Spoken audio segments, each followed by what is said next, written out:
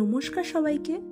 আজকে আমি আপনাদের তৈরি করে দেখাচ্ছি শুটকি মাছের রেসিপি। যারা শুটকি মাছ খেতে পছন্দ করেন কিংবা পছন্দ করেন না, তারা এইভাবে একবার শুটকি মাছের রেসিপি অবশ্যই করে খেয়ে দেখুন, যা খেতে খুবই ভালো হয়। তাই দেরি না করে চলুন দেখে নিন তাহলে রেসিপিটি। আজকের এই রেসিপিটি আমি আপনাদের মাটির উনুনে কাঠের চালে করে দেখাবো। তার জন্য আমি সর্ষের তেলে শুকনো লঙ্কা, তেজপাতা আর জিরে দিয়ে এটা একটু ভেজে নেব। এটা ভাজার পরে আমি শুকো মাছগুলোকে আগের থেকেই কেটে গরম জলে একটু ভিজিয়ে রেখেছিলাম। এরপরে আমি এগুলো সব দিয়ে ভালো করে একটু শুকো মাছগুলোকে ভেজে নেব।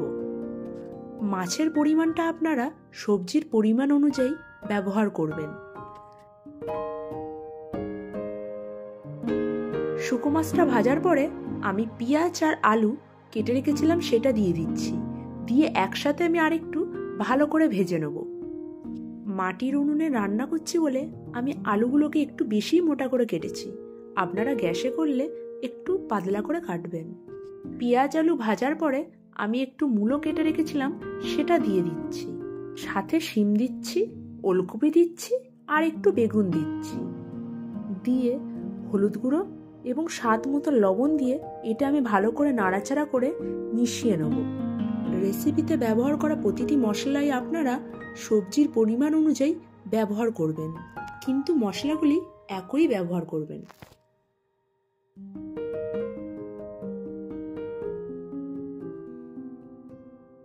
ভালো করে মেশানোর পরে আদা রসুন বাটা দিচ্ছি, জিরের গুঁড়ো দিচ্ছি, ধনের গুঁড়ো দিচ্ছি, লঙ্কার গুঁড়ো দিচ্ছি আর একটু হলুদ গুঁড়ো দিচ্ছি।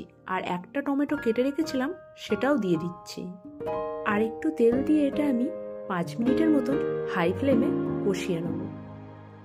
শুটকি মাছের রেসিপিতে পরিমাণ মতন ঠিকঠাক মশলার ব্যবহার এবং কষানো এবং ঠিকঠাক নাড়াচাড়া করতে পারলে তরকারির স্বাদটি দ্বিগুণ বেড়ে যায়।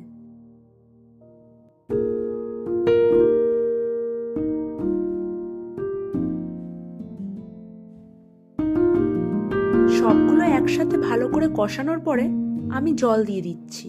জলের পরিমাণটা আমি বেশি ব্যবহার করব না, যতটা দরকার ততটাই ঠিক দেব। জল দিয়ে ভালো করে মিশিয়ে এটা আমি চাপা দিয়ে দেবো।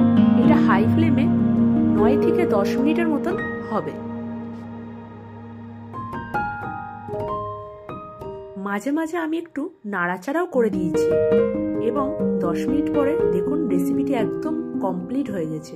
আমি একটু গরম মশলা দিয়ে নাড়াচাড়া করে নামিয়ে দেবো। কি সুন্দর যে একটা গন্ধ বেরোচ্ছে সেটা বলার মতন না। আর কালারটাও দেখুন একদম মাখা মাখা, যা ভাতের সাথে খেতে দারুণ লাগবে। আপনারা এইভাবে শুটকি মাছের রেসিপি অবশ্যই একবার করে খেয়ে দেখবেন এবং যারা শুটকি মাছ খেতে পছন্দ করেন না তাদেরও করে খাওয়াবেন, তাদেরও খেতে খুবই ভালো লাগবে।